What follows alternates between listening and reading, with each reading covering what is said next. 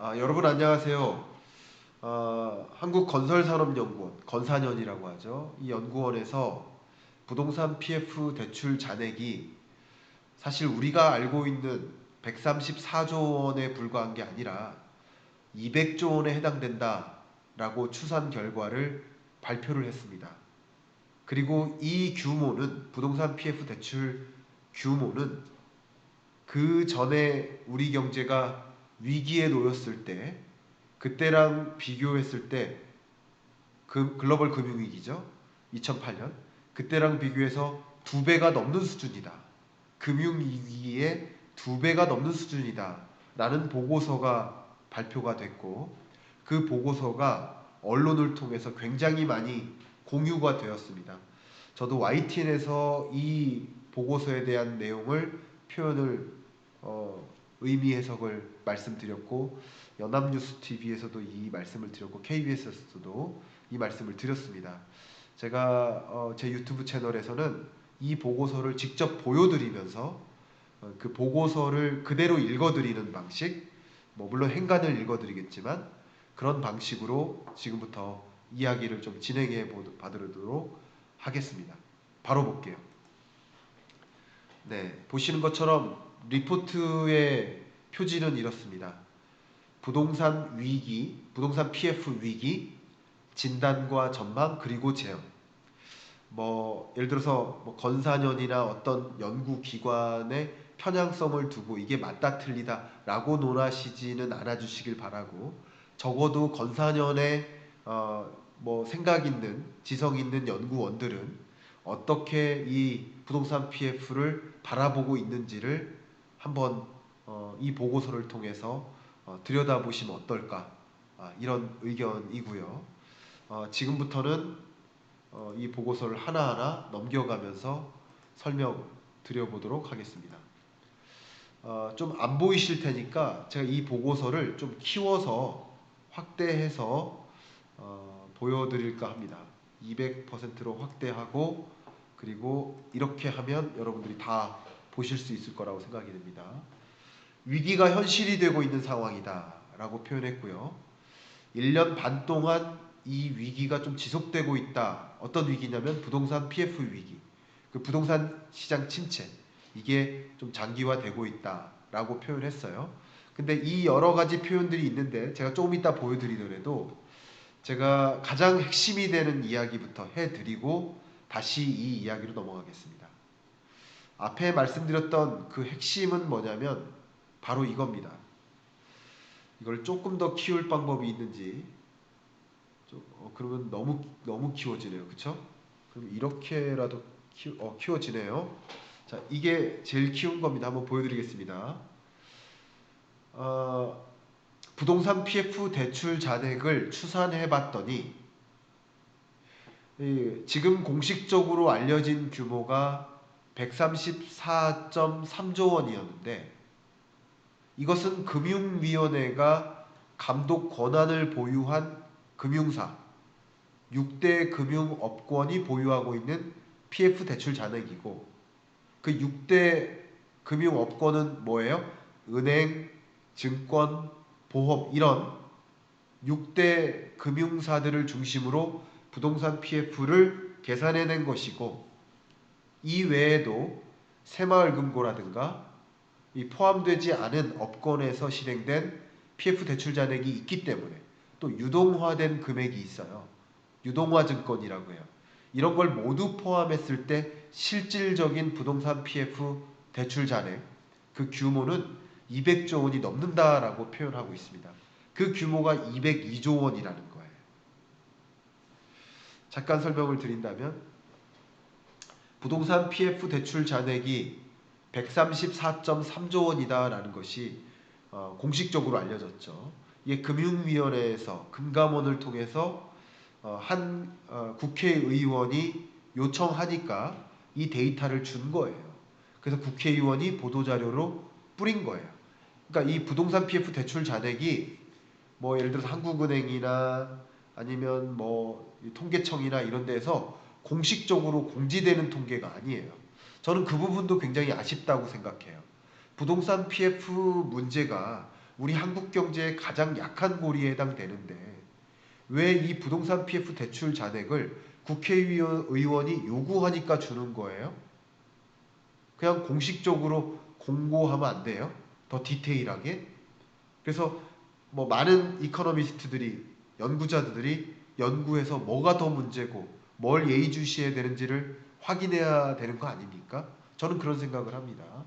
근데 어쨌든 건사년에서 이 부동산 PF 대출 잔액을 조금 더 디테일하게 계산을 해본 거예요. 그죠? 그래서 금융위원회가 관리 감독하는 금융사가 있지만 가장 대표적으로 우리 새마을금고 사태 났을 때 여러분 이해했지만 새마을금고는 행안부가 관리 감독 권한이 있잖아요. 그런 식으로 금융위원회가 관리 감독이 있는 그 부동산 PF 대출 잔액을 중심으로 확인하는 게 아니라 정말 포괄적인 의미에서 부동산 PF 대출 잔액을 계산해 봤더니 그게 202조 원에 달하고 더 중요한 것은 글로벌 금융위기 때 부동산 PF 대출 잔액도 계산을 해보니까 2008년 금융위기 때 9월 말 기준입니다. 그때 100조였어요. 100.2조 원이었어요. 이때의 2배가 넘는 수준이다 라고 판단을. 그러니까 134조 원이라고 한다면 뭐 상대적으로 뭐 그렇게 크게 증가한 게 아니네 라고 판단할 수 있겠지만 전체 잔액을 보면은 이건 정말 2배 수준이니까 심각한 거다 이렇게 판단할 수 있겠죠. 자, 이게 핵심이고요. 지금부터는 이 보고서 전반을 거쳐서 제가 설명을 드리고 그리고 이 보고서에 담겨 있는 이 부동산 PF 문제를 어떻게 해결해야 하면 좋겠다라는 메시지를 하는지까지 뭐 저의 주장이나 저의 이야기가 아니라 또 이 보고서를 읽어드린다고 제가 건사년을 대변한다 이렇게 생각하시면 안 돼요. 그럼 제가 한국은행 보고서를 설명드릴 때는 한은을 또 대변하고 그럼 제가 IMF 경제전망 보고서를 가지고 설명드리면 월드뱅크 경제전망 보고서를 설명드리면 그럼 또 월드뱅크를 대변하고 IMF를 대변합니까? 아니죠. 이 보고서상에서 이 연구기관은 어디가 문제고 얼마나 큰 문제고 어떻게 해결해야 되는지 뭐라고 주장하는지를 한번 들어보자는 거죠. 보고서를 형태로. 네, 그것을 지금부터 말씀드리겠습니다. 제가 기회가 된다면 이 보고서를 쓰신 연구원을 제 채널에 초대를 해서 한번 대담을 해볼 수 있도록 해보겠습니다. 대담을 해보도록 하겠습니다. 저의 대담은 인터뷰가 아니라 토론이니까 여러 가지 생각을 한번 섞어보도록 하겠습니다. 저는 반드시 내일 아침에 이 연구원께 연락을 드릴 거예요. 연락을 드릴 건데 뭐 거부하실 수도 있죠. 좀 부담스러울 수도 있고 방송 활동을 많이 안 하시는 분들은 그래도 좀 여러분들이 이해해 주시길 바라고 저는 어쨌든 말씀드리겠습니다. 자, 보겠습니다. 1년 반 동안 이 부동산 시장의 불안 또 이 채권 시장, 금융 시장의 불안, 레고랜드 사태 이후에 있어 왔다. 특히 신용경색 문제가 있었고 레고랜드 발 그리고 부동산 PF 위기로 공사가 중단되고 공사가 지연되고 건설 현장 100곳 중에 13곳이 중단에 이르고 지연에 이르고 있다. 뭐 의외로 여러분들이 어떤 지역들을 주로 관심 있어 하시는지 모르지만 제주도 같은 지역도 굉장히 심각합니다. 정말 짓담한 흉물 같은 건물들이 굉장히 많아요. 그러니까 관광지에 그런 모습들이 있으니까 좀 뭐라고 해야 되나 분위기가 삼엄하다고 해야 되나? 그쵸? 자, 근데 부실 규모가 확대됐다고 평가를 해요. 왜냐하면 고금리 기조가 22년, 23년, 24년까지 지속되니까 부동산 경기는 계속 어렵죠. 그러니까 기존에 투입됐던 이 PF의 잠재적 부실 규모가 확대된 거죠. 그러니까 저금리일 때 부동산 PF 대출 잔액과 이게 그대로 유지된다고 해도 고금리일 때 부동산 PF 대출 잔액은 다른 개념이고 저금리일 때는 오히려 부동산 경기가 회복이니까 부동산 PF 대출을 의존했어도 받을 수 있는 성격의 금융기관 입장에서 다시 돌려받을 수 있을 거라고 생각할 수 있었는데, 고금리가 지속되고 부동산 시장이 어려워지니까 금융사 입장에서는 받지 못할 빚이 커지는구나, 이렇게 느낄 수 있겠죠. 그래서 국내 부동산 시장이 전국 미분양 주택이 계속 늘어나고요. 또 이 미분양 주택이 늘어나는 것은 주로 주거용 부동산을 얘기하죠. 아파트. 근데 미분양 주택 말고 더 중요한 것은 상업용 부동산이에요. 지산, 지식재산센터, 또 공장이라든가 상가, 이런 공실률이 계속 늘어나고 있기 때문에 부동산 PF 부실 처리가 지연되고 있고, 정말 태형건설 사태도 있었고, 이런 문제가 있었고, 또 이 부동산 PF 위기 문제가 좀 이슈가 됐다가 좀 사그라들더니 다시 재점화됐었는데, 그게 태형건설 워크아웃 신청, 이것으로 다시 제기됐었던 거예요. 그러니까 당연히 이 부동산 PF 문제가 해소되지 않고, 그리고 아까 말씀드렸던 134조 원, 그리고 건사년이 발표했던 202조 원, 이 부동산 PF 대출 잔액은 기준이 23년 9월 기준입니다. 2023년 3분기 기준이에요. 4분기가 아니에요. 24년 2월이 아니에요. 그러니까 그 이후로 부동산 PF 대출 잔액이 분명히 쌓였고, 저는 좀 안타까운 게 GDP 통계조차 1월 말에 발표되는데, 왜 부동산 PF 대출 잔액이라는 상대적으로 마이크로한 이 데이터가 왜 23년 4분기 전체 기준으로는 발표가 안 되느냐? 왜 공식 통계로서 통계청에, 한국은행 이 경제통계 지표상에 왜 공지가 안 되느냐? 다 이 지표들은 국회의원이 금융위원회 금감원에게 요구해서 받아낸 부동산 PF 대출 잔액이에요. 그리고 그걸 그 국회의원이 보도자료로 뿌린 겁니다. 여러분 기사 한번 검색해 보시면 그 부동산 PF 대출 잔액이 출처가 그 국회의원실이에요. 그것도 문제가 있지 않습니까? 적극적으로 그 문제를 공유해야 되는데 안타깝습니다. 그러니까 당연히 건설업계는 계속 어렵고요. 위태위태하고요. 이미 10곳 정도 법정 관리 들어갔고 분양 보증 사고가 급증하고 있고요. 근데 이 건설사의 부실이 걱정되는 것은 금융 부실로 전이될까 무서운 거예요. 이게 무슨 말이냐? 부동산 부실이에요. 그죠? 미분양 사태라든가 이런 부동산 부실이 건설업 부실로 이어지겠죠. 이게 분양이 되어야 이 돈을 금융사한테 갚는데 못 갚는 지경에 놓이니까 이 건설사는 법정 관리에 들어가거나 워크아웃을 신청하거나 이런 상황에 놓인 것이고, 근데 정작 이 건설사가 빚을 못 갚게 된다면 그러면 그 부실을 누가 떠안게 되는 거예요? 은행이 떠안는 거예요. 그러면 이게 뭘로 전이 돼요? 금융권으로 위험이 전이 돼요. 그래서 만약에 24년 연내에 몇몇 건설사가 추가적으로 도산한다, 법정 관리에 들어간다, 워크아웃을 추가적으로 신청한다 라고 만약에 이슈화가 되면 아마 금융 불안에 대한 우리 공포감이 치솟을 수 있습니다. 금융 공포가 생겨요. 그럼 금융 공포가 생길 때 통상 어떻게 대응하죠? 우리 금융 소비자들이 뱅크런이 일어나죠. 저 금융 부실이 있으면 저 은행, 새마을금고 혹은 저 증권사 무너질 것 같아 하면서 내가 저축했던 돈이라도 미리 빼야겠다. 이런 뱅크런이 형성되니까 이 금융부실 공포가 형성될 때 뱅크런이 이어지고 그 뱅크런 때문에 금융위기가 오는 거예요. 지금 제가 그림 그리고 있는 시나리오는 그렇습니다. 그러니까 지금은 위기가 아니에요.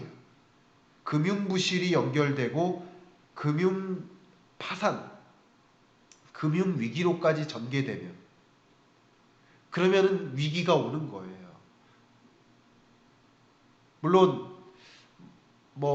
어떤 정치 세력이나 예를 들어서 어떤 분들은 제발 좀 위기가 와라.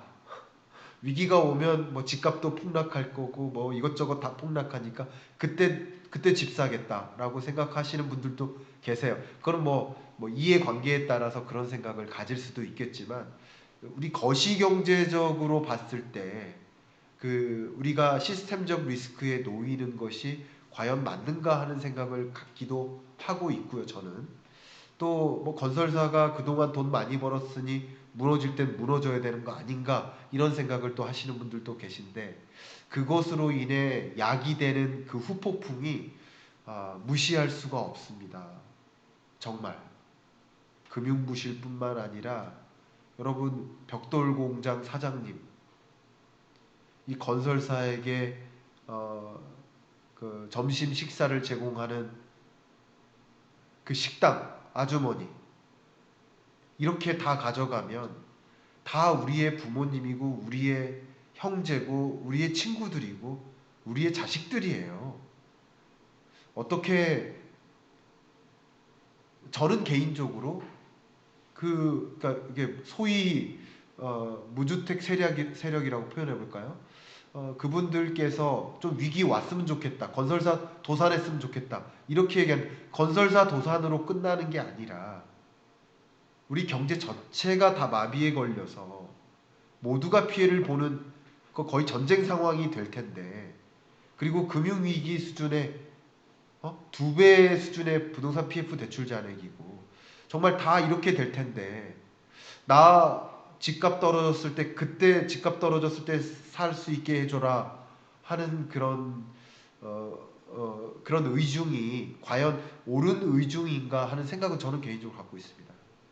어떤 정치적 혹은 어떤 이해관계 편에 서서 말씀드리는 게 아니라, 제가 무슨 건설사 편에서 이야기를 하겠습니까? 그죠? 그런 이야기가 아니라 우리 한국 경제를 놓고 봤을 때 정말 위험에 처한 다음에 혁신적으로 다시 일어날 수 있다라고 생각할 수 있을까요? 그러면 우리 IMF 외환위기 이후에 건설사들이 혁신을 거듭했습니까? 금융위기 이후에 금융사들이 혁신을 거듭했어요? 그러니까 그만큼 거대한 그 스크래치를 받는 거라고 볼 수 있지 않을까요? 그래서 금융권으로의 위험이 전이될 것에 대해서 걱정이 됩니다. 근데 재밌게도 이 보고서에서 얘기한 게, 이 위기가 왜 심각하냐, 그 구조는 과거와 유사하다. 과거에 2010년대 초에, 그때도 건설사들의 뭐 정말 대량 부도가 있었는데, 그때 PF 대출에 참여했던 저축은행이나 금융기관, 이들이 가졌던 그 구조가 똑같다. 저축은행 사태라고 했었죠. 저축은행이 대출을 해줬고, 대출 받은 부동산 PF 대출 받아서 건설했고, 분양이 예정만큼 안 됐을 때 이게 연쇄 부도로 이어지는 그런 상황이, 그때 부동산 PF 위기 있었는데 개선된 게 없잖아요. 그 위기 와야 된다는 그 논리가 맞는 것인지. 근데 지금의 위기도 유사하다라는 거예요. 금리 인상이 있었어요. 부동산 시장이 냉각됐어요. 미분양이 증가했어요. 당연히 개발 사업의 수익성이 떨어지죠. 현금 흐름에 문제가 되죠. 건설사 PF 채무의 인수나 부실화가 이어지고, PF 대출 실행의 금융기관이 손실을 입거나 부실화가 이어지는, 이 부동산 PF 위기의 발생 경로가 똑같다는 거예요. 똑같은데 뭐가 문제냐? 지금은 뭐가 더 문제냐? 앞서 말씀드렸던 것처럼 부동산 PF 규모가 금융위기 당시에는 100조 원이었는데 지금은 200조 원이라는 거죠. 그게 문제라는 거죠. 그 경로나 구조는 똑같은데, 구조가 혁신을 이루고 개선된 적이 한 번도 없는데, 근데 규모 면에서 이렇게 크니까 우리가 정말 경험해보지 못한 그런 위기를 당면할 수 있겠다라고 진단하는 겁니다. 그러니까 불확실성이 높고 더 복잡하고, 정말 부동산 PF 구조를 보면 금융위기 이전보다 이후에 더 위험이 전이될 가능성이 많고, 또 정말 이번에는 지역에 있는 지방 중소 건설사들이 정말 소규모 자영업체 형태의 건설 사업을 하는 중소 건설업체가 굉장히 부실하고, 그리고 그 중소건설업자들이 대출을 받은 중소저축은행, 뭐 이런 소형 은행들, 소형 금융기관들이 지금 부실을 떠안은 상황인 거예요. 우리가 생각하는 웬만한 중산층보다 더 어려운 처지에 있는 계층들도 많이 있다는 거죠.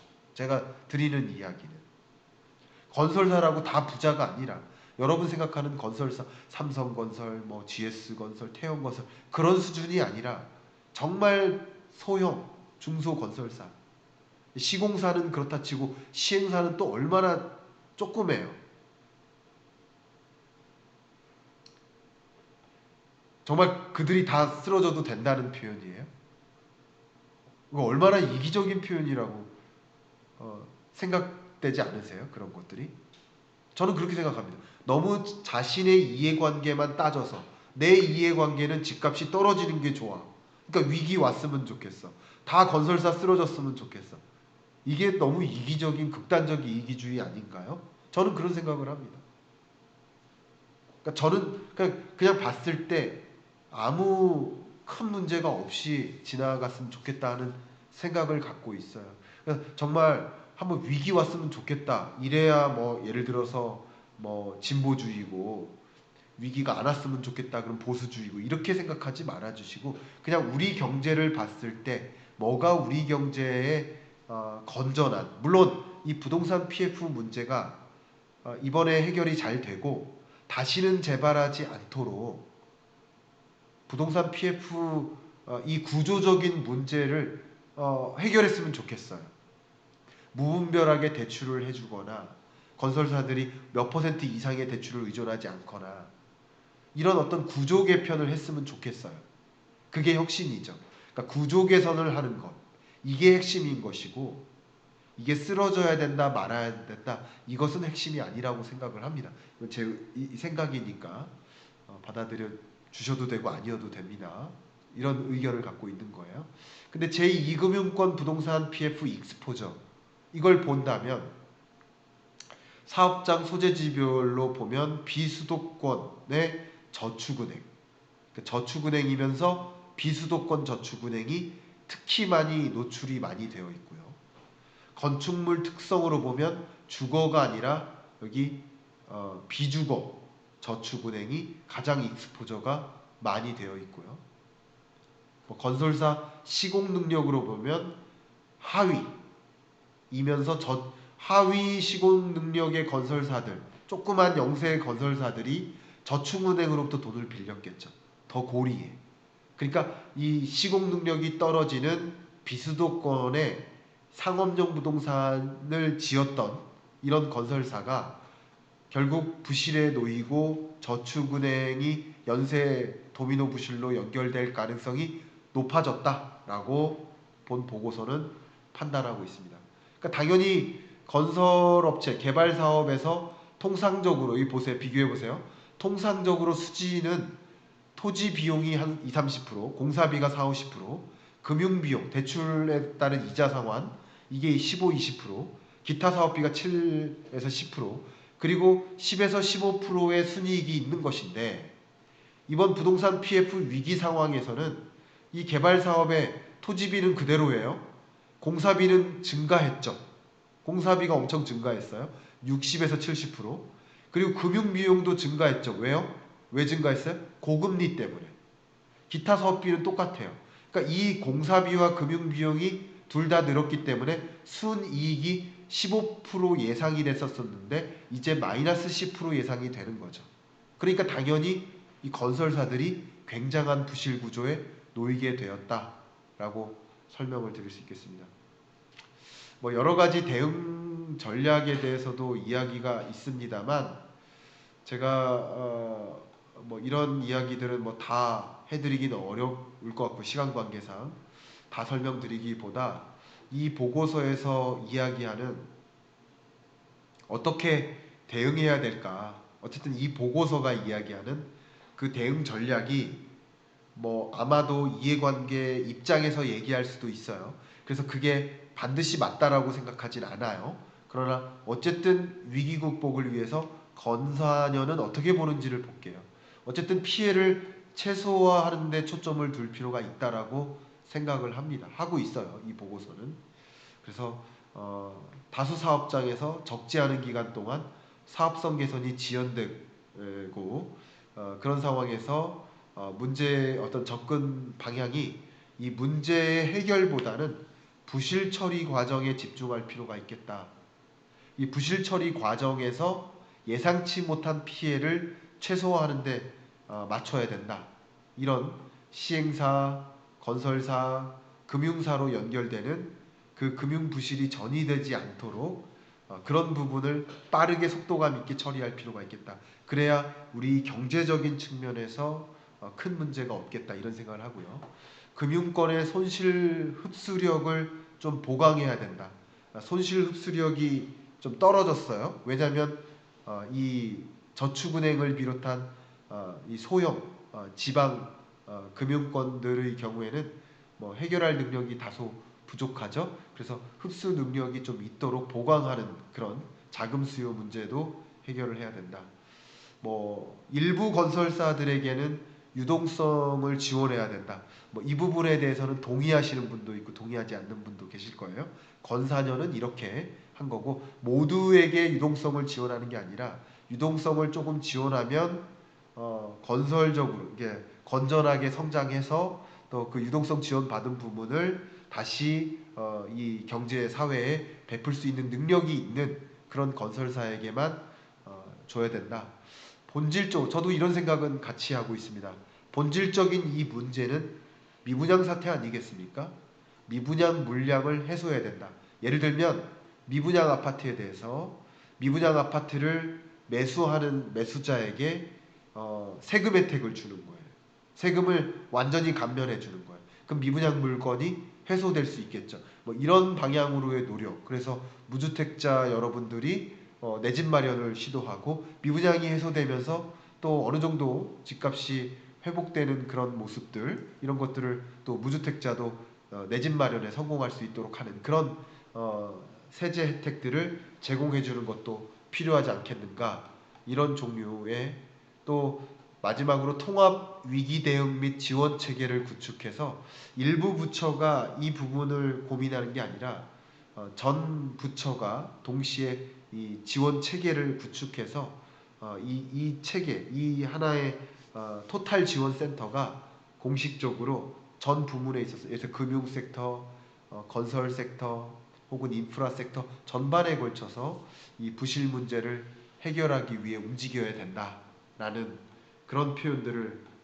했습니다. 이 보고서에서. 제가 보고서를 가지고 부동산 PF 문제를 설명해 드렸고 이 보고서가 너무나 화제가 되었었기 때문에 여러분께 설명해 드렸고 이걸 바탕으로 해서 여러분들께서 부동산 PF 문제가 정말 심각하긴 심각하구나 라는 걸 깨달으시고 심각하다면 어떤 부분에 특히 문제가 있는 것인가 라는 것을 파악하실 수 있는 기회가 되시길 바랍니다. 녹화 중이니까 마지막으로 이 부분 소개하고 마무리하겠습니다. 리포트 앤 세미나라는 과정을 준비했고 여러분이 한 15페이지에 달하는 리포트를 정독함으로써 24년 경제를 제대로 조망하시고 그 안에서 나는 어떤 재테크 전략을 설계할까를 고민하시게 될 텐데 그것은 세미나를 통해서 이 3월 2일 날 있을 세미나에 라이브로 참석하셔도 좋고 라이브로 참석을 못하실 경우 이 영상 파일이 여러분께 전달이 되니까 여러 번 돌려보셔도 되고 라이브로 보신 분들이 또 보셔도 되니까 리포트 세미나를 통해서 경제를 제대로 진단하고 어떻게 대응할지를 생각할 수 있는 기회를 포착하시기를 추천드립니다. 관심 있으신 분은 이 하단에 있는 고정 댓글을 좀 참조해 주시길 바라겠고 이상 부동산 PF에 대한 건사년의 분석 이 보고서 설명해 드리는 시간을 마무리하도록 하겠습니다. 감사합니다.